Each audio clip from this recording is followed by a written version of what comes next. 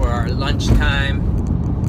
And maybe the best thing that my brain has thought about or came up with to kind of describe maybe our current moment is it feels a lot like we're walking over a rickety bridge that you wonder, is it going to hold me up? And at every step, it's like this could be the step that falls through. And when I think about that, I actually my chest gets tight. I think there's a palpable kind of understanding of that, and we've maybe all been there, and maybe even in this moment it feels like, is tomorrow going to be the day that I get that email or that number happens or that something comes up that I'm not going to be able to handle and I'm going to fall through. And what struck me about that is that when we live kind of controlled by that fear, I think, by the way, I think there's good fear and there's bad fear. I think fear, like money, is a great servant but a crappy master. It's great in that in doses it helps us become more aware. It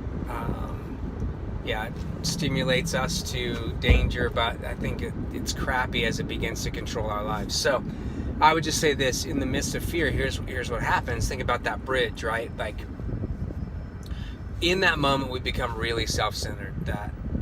That we're not thinking on that bridge. We're not going, oh, I wonder how these people are doing. I wonder how these other people are doing. I wonder how other people are faring on their bridge, right? Because we're just so focused on our own self. We get really defensive. So, if somebody else dares to touch our bridge or comes close to us, it's really easy to go, whoa, whoa, whoa, whoa, get away. We just get real defensive. And then I think the third thing, and maybe the most destructive part of this, is that we stop seeing beauty. I think, if this bridge is going across this ravine and there maybe is a waterfall or something, maybe some beautiful scenery. When you're on that bridge and kind of controlled by the fear of that moment, the last thing you're going to do is stop and go, man, look at that waterfall. Isn't that beautiful?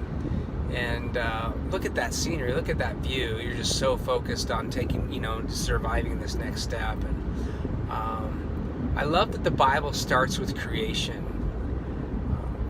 God spins this incredible beauty, intricate creation for us, really, I think, to appreciate and enjoy, and ultimately appreciate and enjoy Him. And so maybe my biggest challenge for us today in all of that is just a simple task, the simple to-do of take some time to enjoy some beauty today. Find beauty. And maybe that's a good question you can begin to start asking people in your life is, hey, where are you finding beauty in this moment?